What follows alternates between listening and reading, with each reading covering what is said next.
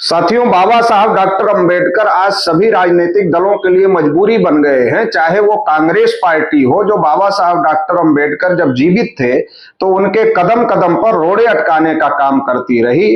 बाबा साहब डॉक्टर अंबेडकर को चुनाव में हराने के लिए तमाम प्रकार के नाजायज तरीकों का उपयोग चुनाव में करती रही। चाहे वो आरएसएस के लोग हों, जिन लोगों ने 12 दिसंबर 1949 को रामलीला मैदान में बाबा साहब डॉक्टर अंबेडकर के पुतले जलाने का काम किया, वो सभी आज बाबा साहब डॉक्टर अंबेडकर की तारीफों के पुल बांधते हुए नहीं थक रहे।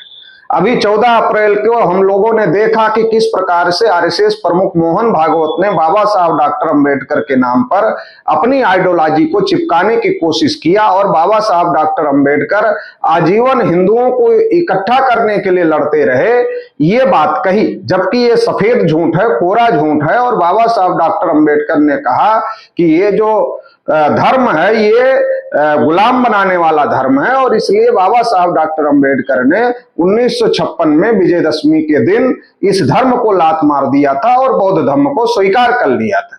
लेकिन आज बाबा साहब डॉक्टर अंबेडकर के नाम पर समर्थन लेने की होड़ जो दिख रही है, वोट लेने की जो होड़ दिख रही है, और बाबा साहब अंबेडकर के नाम पर बाबा साहब की कही हुई बातों के बजाय गलत बातें प्रचारित करने का काम आरएसएस बीजेपी के लोग कर रहे हैं।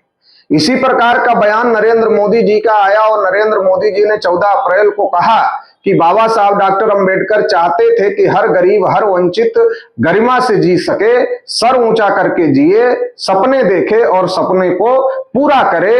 ये बाबा साहब अंबेडकर चाहते थे, लेकिन कांग्रेस पार्टी ने एससी, एसटी, ओबीसी को दोयम दर्जे का नागरिक बना दिया। सवाल यह है कि कांग्रेस पार्टी ने बाबा साहब के समय में क्या किया और बाबा साहब के जाने के बाद भी एससी, एसटी, ओबीसी के हक अधिकार के लिए किस प्रकार से विरोध किया, ये किसी से छुपा हुआ नहीं है। और ये देश के बहुजनों को बहुत अच्छी तरीके से मालूम है कि कांग्रेस पार्टी जब बाबा साहब अंबेडकर जीवित थे तो उनके कदम कदम पर रोड़े अटकाने का काम किया था, और बाद में भी, चाहे वो कालेलकर कमीशन हो, उसको रद्दी की टोकरी में डालने का मामला हो, या मंडल कमीशन ना लागू करने का मामला हो, ये सारा काम कांग्रेस के द्वारा किया गया।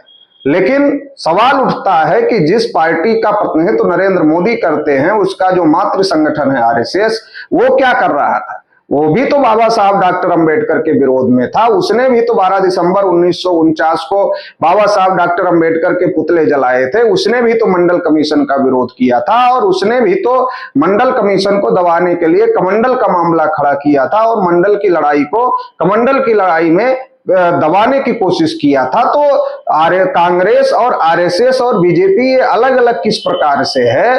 ये दोनों आपस में नोरा कुश्ती करके कि हम ज्यादा अच्छे अंबेडकरवादी हैं कि ये ज्यादा अच्छे अंबेडकरवादी हैं, इस प्रकार की आपसी नोरा कुश्ती के माध्यम से देश के बहुजनों को गुमराह करने की साजिश कर रहे। नरेंद्र मोदी जी कह रहे हैं कि बाबा साहब चाहते थे कि हर गरीब, हर वंचित गरिमा से जी सके।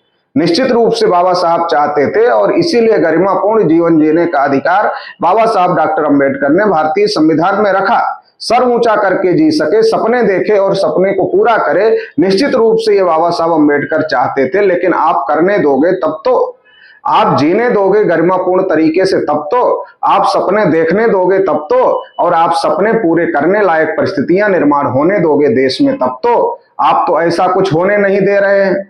एक तरफ आप बाबा साहब का नाम लेकर कह रहे हैं कि हर नागरिक गरिमापूर्ण जीवन जिए, सर उठाकर जीवन जिए। नरेंद्र मोदी जी, आप भी वो अपने को ओबीसी कहते हैं, और इस देश का ओबीसी आपसे ये सवाल पूछ रहा है कि जब देश में जानवरों की गिनती हो रही है मगर ओबीसी की गिनती नहीं हो रही है, तो हम गरिमापूर्ण जीवन कैसे जिए, सर उठाकर कैसे जिए? इस देश के एससी, एसटी के लोग, जिनको इस देश में रोज छुआछूत का सामना करना पड़ रहा है, राष्ट्रपति हो जाए लेकिन मंदिर में प्रवेश नहीं मिल रहा है, ऐसी परिस्थिति में वो गरिमापूर्ण जीवन का एहसास कैसे करें, सर उठाकर जीने का एहसास कैसे करें? इस देश में करोड़ों की संख्या में पढ़े लिखे नौजवान हैं, जिनको इस देश में रोजगार नहीं है, नौकरी नहीं है, सारी चीजें आपके द्वारा प्राइवेट की जा रही है, सारे संस्थान बेचे जा रहे हैं। पढ़ा लिखा बेरोजगार इस देश में सर उठाकर कैसे जिए, गरिमापूर्ण जीवन कैसे बनाए अपना? सवाल ये भी है कि इस देश में जो किसान है, इस देश को कृषि प्रधान देश कहा जाता है। किसान लंबे समय से एमएसपी गारंटी की मांग कर रहे हैं, लेकिन सरकार उनको देने के लिए तैयार नहीं है। आप उनको देना नहीं चाहते हैं। आप अगर नहीं देना चाहते हैं, किसानों की इनकम आप मुंह से कहकर 2 गुना करने की बात करते हैं, लेकिन जब किसानों के हित में फैसले लेने होते हैं तो आप वो फैसले नहीं करते हैं। तो इस देश का किसान गरिमापूर्ण जीवन कैसे जिए? महिलाओं के ऊपर आए दिन अन्याय अत्याचार हो रहे हैं, तो वो महिलाएं गरिमापूर्ण जीवन कैसे जिए? आपकी पार्टी की सरकार उत्तर प्रदेश में है। उत्तर प्रदेश में 69,000 शिक्षक भर्ती हुआ और 69,000 शिक्षक भर्ती में ओबीसी के हक अधिकारों की बलि चढ़ाई गई। इस बात को हाई कोर्ट ने भी मान लिया, राष्ट्रीय पिछड़ा वर्ग आयोग ने भी मान लिया, लेकिन आज भी ओबीसी एससी एसटी के लोगों को उनका हक नहीं मिला। तो वो लोग गरिमापूर्ण जीवन और सर उठा करके जीवन कैसे जिए?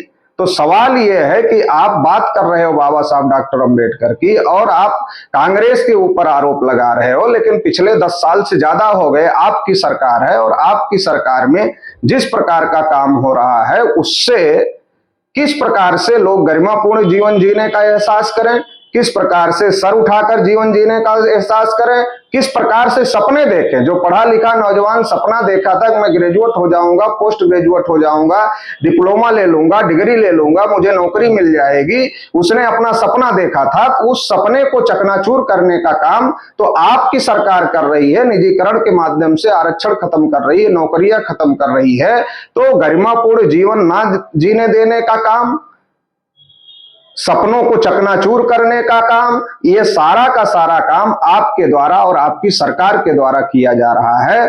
और आप मुंह से मीठी मीठी बात बोल रहे हो और काम जो आप कर रहे हो वो काम भारत के नागरिकों के, और जिनको आप गरीब कह रहे हो, शोषित कह रहे हो, वंचित कह रहे हो, उनके खिलाफ में आपका सारा काम है। और आप केवल और केवल अपने मातृ संगठन आरएसएस के इशारे पर काम कर रहे हो और अपने दोस्त पूंजीपतियों को फायदा पहुंचाने के लिए काम कर रहे हो। और देश के नागरिकों को आप गरिमापूर्ण जीवन जीने से और सर उठाकर जीवन जीने से, सपने देखने और सपने पूरा करने से आप रोकने का काम कर रहे हो। आप हर घर नल और हर घर शौचालय की बात कर रहे हो, लेकिन अगर इस देश में गरिमापूर्ण जीवन जीना है तो हर घर में इतनी इनकम होनी चाहिए जिससे वो गरिमापूर्ण जीवन जी सके, सर उठाकर चल सके, सपने देख सके और सपनों को पूरा कर सके। तो इसके लिए हर घर नौकरी की बात आप नहीं कर रहे हो कि हर घर हम सरकारी नौकरी देंगे। तो इसलिए आप देश में, देश के नागरिकों के साथ में, अगर आज की तारीख में बाबा साहब डॉक्टर अंबेडकर के विचारों के विरोध में, संविधान के विरोध में और देश के नागरिकों के विरोध में कोई पार्टी, कोई सरकार काम कर रही है, तो आपकी सरकार, आपकी पार्टी काम कर रही है। अब ये देश के लोग समझ चुके हैं और आपके बहकावे में आने वाले नहीं।